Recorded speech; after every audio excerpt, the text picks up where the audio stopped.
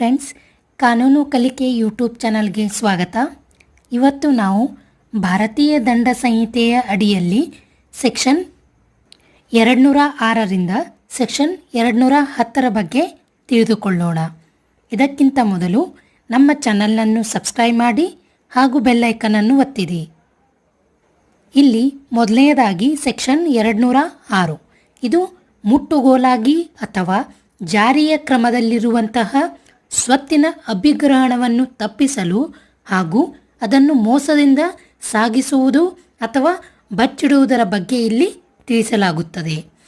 ಇಲ್ಲಿ ಯಾವುದೇ ಒಬ್ಬ ವ್ಯಕ್ತಿಯ ಯಾವುದೇ ಸ್ವತ್ತನ್ನಾಗಲಿ ಅಥವಾ ಅದರಲ್ಲಿನ ಯಾವುದೇ ಹಿತಾಸಕ್ತಿಯನ್ನು ಯಾವುದೇ ನ್ಯಾಯಾಲಯವು ಅಥವಾ ಸಕ್ಷಮ ಪ್ರಾಧಿಕಾರವಾಗಲಿ ಘೋಷಿಸಿದಂತಹ ಅಥವಾ ಘೋಷಿಸಬಹುದಾದ ಸಂಭವವಿದೆಯೆಂದು ಅವನು ತಿಳಿದಿರುವ ದಂಡಾದೇಶದ ಮೇರೆಗೆ ಮುಟ್ಟುಗೋಲಾಗಿ ಅಥವಾ ಅದಕ್ಕೆ ಜುಲ್ಮಾನೆಯಾಗಿ ಸಮಾಧಾನಕ್ಕಾಗಿ ತೆಗೆದುಕೊಳ್ಳಂತಹ ಯಾವುದೇ ರೀತಿಯಾದಂತಹ ಸಿವಿಲ್ ದಾವೆಯಲ್ಲಿ ನ್ಯಾಯಾಲಯವು ಮಾಡಿದಂತಹ ಅಥವಾ ಮಾಡುವ ಸಂಭವವಿದೆಯೆಂದು ಅವನು ತಿಳಿದಿರುವ ಡಿಕ್ರಿಯಾಗಿರಬಹುದು ಅಥವಾ ಆದೇಶವಾಗಿರಬಹುದು. ಈ ರೀತಿಯಾದಂತಹ ಜಾರಿ ಕ್ರಮದಲ್ಲಿ ತೆಗೆದುಕೊಳ್ಳುವಂತಹ ಅಥವಾ ಅದನ್ನು ಬಚ್ಚಿಟ್ಟರೆ ಅಥವಾ ಅದನ್ನು ಮಾಡಲು ಅಂತಹ ಸ್ವತ್ತನ್ನಾಗಲಿ ಅಥವಾ ಅದರಲ್ಲಿರುವಂತಹ ಯಾವುದೇ ಹಿತಾಸಕ್ತಿಯನ್ನು ಮೋಸದಿಂದ ಸಾಗಿಸಿದರೆ, ಅದೇ ರೀತಿಯಾಗಿ ಅದನ್ನು ಮೋಸದಿಂದ ಬಚ್ಚಿಟ್ಟರೆ ಅಥವಾ ಆ ಯಾವುದೇ ಒಬ್ಬ ಇತರ ವ್ಯಕ್ತಿಗೆ ಅದನ್ನು ವರ್ಗಾಯಿಸಿದರೆ ಅಥವಾ ಅದನ್ನು ವಶಾವಣೆ ಮಾಡಿದರೆ ಅದು ಶಿಕ್ಷಾರ್ಹ ಅಪರಾಧವಾಗಿರುತ್ತದೆ. ಈ ರೀತಿಯ ಅಪರಾಧಕ್ಕೆ ಶಿಕ್ಷೆಯನ್ನು ವಿಧಿಸಲಾಗುತ್ತದೆ. ಆ ಶಿಕ್ಷೆ ಎಂದರೆ ಆ ವ್ಯಕ್ತಿಗೆ, ಅಂದರೆ ಆ ಕೃತ್ಯವನ್ನು ಮಾಡಿದಂತಹ ವ್ಯಕ್ತಿಗೆ 2 ವರ್ಷಗಳ ಅವಧಿಯವರೆಗಿನ 2 ಬಗೆಯ ಕಾರಾವಾಸದಿಂದ ಅಥವಾ ಜುಲ್ಮಾನೆಯಿಂದಾಗಲಿ ಅಥವಾ ಈ 2ರಿಂದಲೂ ಆ ವ್ಯಕ್ತಿಯು ದಂಡನೆಗೆ ಗುರಿಯಾಗತಕ್ಕದ್ದು. ಒಟ್ಟಾರೆಯಾಗಿ ಹೇಳುವುದಾದರೆ, ಯಾವುದೇ ಒಬ್ಬ ವ್ಯಕ್ತಿಯ ಸ್ವತ್ತನ್ನಾಗಲಿ ಅಥವಾ ಅವರ ಹಿತಾಸಕ್ತಿಯನ್ನು ಇನ್ನೊಬ್ಬ ವ್ಯಕ್ತಿಯು ಆತನಿಗೆ ಮೋಸದಿಂದ ಅದನ್ನು ಸಾಗಿಸುವುದು ಅಥವಾ ಆ ಸ್ವತ್ತನ್ನು ವರ್ಗಾವಣೆ ಮಾಡುವುದು ಶಿಕ್ಷಾರ್ಹ ಅಪರಾಧವಾಗಿರುತ್ತದೆ. ಸೆಕ್ಷನ್ 207 ಇಲ್ಲಿ ಮುಟ್ಟುಗೋಲಾಗಿ ಅಥವಾ ಜಾರಿ ಕ್ರಮದಲ್ಲಿ ಸ್ವತ್ತನ್ನು ಅಭಿಗ್ರಹಣ ಮಾಡದಂತೆ ತಡೆಯಲು ಮೋಸದಿಂದ ಅದನ್ನು ಕ್ಲೇಮ್ ಮಾಡುವುದರ ಬಗ್ಗೆ ಈ ಕಲಂ ತಿಳಿಸುತ್ತದೆ.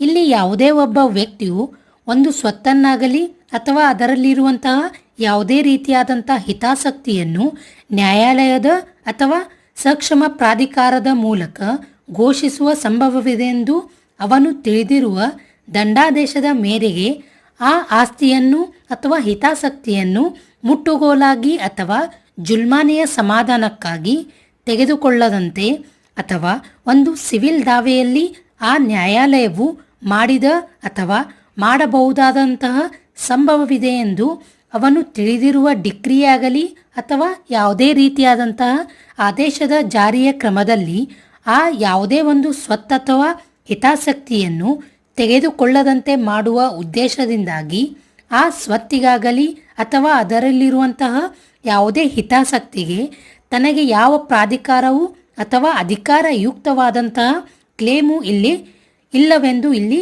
ಗೊತ್ತಿದ್ದೂ ಸಹ ಅದನ್ನು ಮೋಸದಿಂದ ಅಂಗೀಕರಿಸಿದರೆ ಅಥವಾ ಅದನ್ನು ಸ್ವೀಕರಿಸಿದರೆ ಅಥವಾ ಯಾವುದೇ ರೀತಿಯಾಗಿ ಅದನ್ನು ಕ್ಲೇಮ್ ಮಾಡಿದರೆ ಅಥವಾ ಆ ಸ್ವತ್ತಿನ ಅಥವಾ ಅದರಲ್ಲಿರುವಂತಹ ಹಿತಾಸಕ್ತಿಯ ಬಗೆಗಿನ ಅಧಿಕಾರದ ಬಗ್ಗೆ ಮೋಸದಿಂದ ವರ್ತಿಸಿದರೆ ಅದು ಇಲ್ಲಿ ಅಪರಾಧವೆಂದು ಪರಿಗಣಿಸಲಾಗುತ್ತದೆ. ಈ ಅಪರಾಧಕ್ಕೆ ಆ ವ್ಯಕ್ತಿಗೆ 2 ವರ್ಷಗಳವರೆಗಿನ 2 ಬಗೆಯ ಕಾರಾವಾಸದಿಂದ ಅಥವಾ ಜುಲ್ಮಾನೆಯಾಗಿರಬಹುದು ಅಥವಾ ಈ 2ರಿಂದಲೂ ಆ ವ್ಯಕ್ತಿಯು, ಅಂದರೆ ಅಪರಾಧಿತ ವ್ಯಕ್ತಿಯು ದಂಡನೆಗೆ ಗುರಿಯಾಗುತ್ತಾನೆ. ಸೆಕ್ಷನ್ 208 ಇಲ್ಲಿ ಬಾಕಿಯಾಗಿರದ ಮೊಬಲಗಿಗಾಗಿ ಮೋಸದಿಂದ ಡಿಕ್ರಿಯನ್ನು ಮಾಡಿಕೊಡುವುದು.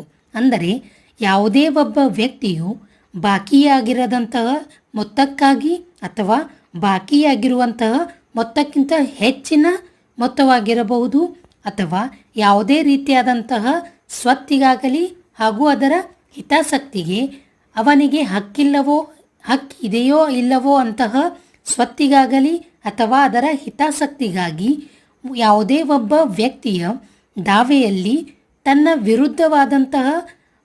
ವಿರುದ್ಧದ ಮೋಸದಿಂದ ಆದಂತಹ ಒಂದು ಡಿಕ್ರಿ ಆಗಿರಬಹುದು ಅಥವಾ ಆದೇಶವಾಗಿರಬಹುದು, ಈ ಎಲ್ಲ ಕ್ರಮಗಳಿಂದ ಆಗುವಂತೆ ಮಾಡಿದರೆ ಅಥವಾ ಮಾಡಗೊಟ್ಟರೆ ಅಥವಾ ಸಮಾಧಾನವಾಗಿ ಅದನ್ನು ಪಡಿಸಲಾಗಿರುವಂತಹ ವಿಷಯದ ಬಗ್ಗೆ ಆ ಸ್ವತ್ತನ್ನಾಗಲಿ ಅಥವಾ ಹಿತಾಸಕ್ತಿಯನ್ನು, ಡಿಕ್ರಿಯನ್ನು ಅಥವಾ ಅದರ ಆದೇಶದ ಜಾರಿಯನ್ನು ತನ್ನ ವಿರುದ್ಧ ಮೋಸದಿಂದ ಮಾಡಿಸಿದರೆ ಅಥವಾ ಅದನ್ನು ಮಾಡಲು ಆದೇಶವನ್ನು ನೀಡಿದರೆ ಅದು ಶಿಕ್ಷಾರ್ಹ ಅಪರಾಧವಾಗಿರುತ್ತದೆ.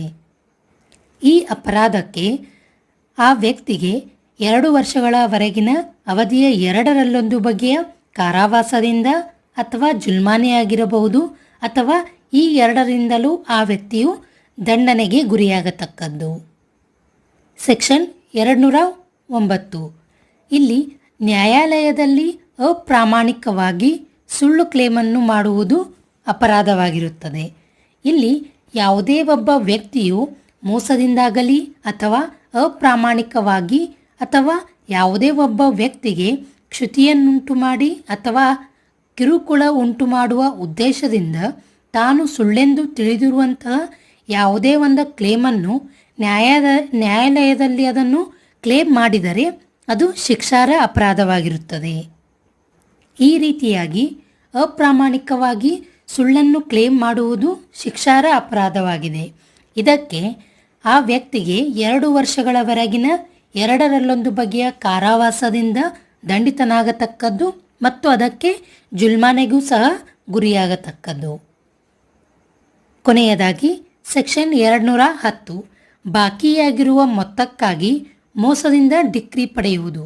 ಇಲ್ಲಿ ಯಾವುದೇ ಒಬ್ಬ ವ್ಯಕ್ತಿಯು ಬಾಕಿಯಾಗಿರದ ಮೊತ್ತಕ್ಕಾಗಿ ಅಥವಾ ಆ ಬಾಕಿಯಾಗಿರುವ ಮೊತ್ತಕ್ಕಿಂತ ಹೆಚ್ಚಿನ ಮೊತ್ತಕ್ಕೆ ಅಥವಾ ಹಕ್ಕು ಹೊಂದಿರದ ಯಾವುದೇ ಸ್ವತ್ತಿಗಾಗಲಿ ಅಥವಾ ಆ ಸ್ವತ್ತಿನ ಹಿತಾಸಕ್ತಿಗಾಗಿ ಯಾವುದೇ ಒಬ್ಬ ವ್ಯಕ್ತಿಯ ವಿರುದ್ಧ ಮೋಸದಿಂದ ಡಿಕ್ರಿಯನ್ನಾಗಲಿ ಅಥವಾ ಆದೇಶವನ್ನು ಪಡೆದರೆ ಯಾವುದೇ ಡಿಕ್ರಿಯಾಗಲಿ ಅಥವಾ ಆದೇಶವಾಗಲಿ ಸಮಾಧಾನದ ಮೇಲೂ ಅಥವಾ ಯಾವ ವಿಷಯಕ್ಕೆ ಸಂಬಂಧಿಸಿದೆಯೋ ಅದು ಸಮಾಧಾನವಾಗಿದೆಯೆಂದು ಆ ವಿಷಯಕ್ಕಾಗಿ ಯಾವುದೇ ಒಬ್ಬ ವ್ಯಕ್ತಿಯ ವಿರುದ್ಧ ಅಂತಹ ಯಾವುದೇ ರೀತಿಯಾದಂತಹ ಡಿಕ್ರಿಯಾಗಿರಬಹುದು ಅಥವಾ ಆದೇಶವನ್ನು ಮೋಸದಿಂದ ಜಾರಿ ಮಾಡಿದರೆ ಅಥವಾ ಅಂತಹ ಕೃತ್ಯಗಳನ್ನು ತನ್ನ ಹೆಸರಿನಲ್ಲಿ ನಡೆಯಲು ಮೋಸದಿಂದ ಅವಕಾಶ ಮಾಡಿಕೊಟ್ಟರೆ ಅಥವಾ ಅದನ್ನು ಅನುಮತಿಸಿದರೆ ಅದು ಶಿಕ್ಷಾರ್ಹ ಅಪರಾಧವಾಗಿರುತ್ತದೆ.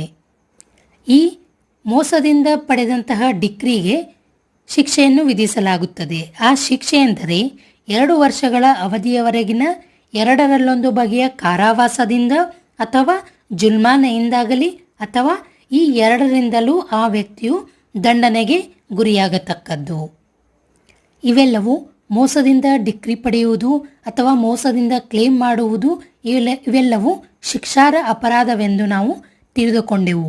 ಇಂದಿನ ವಿಡಿಯೋ ನಿಮಗೆ ಇಷ್ಟವಾದಲ್ಲಿ ಲೈಕ್ ಮಾಡಿ, ಶೇರ್ ಮಾಡಿ ಹಾಗೂ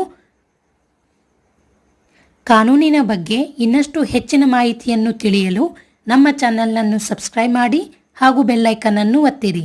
ಧನ್ಯವಾದಗಳು.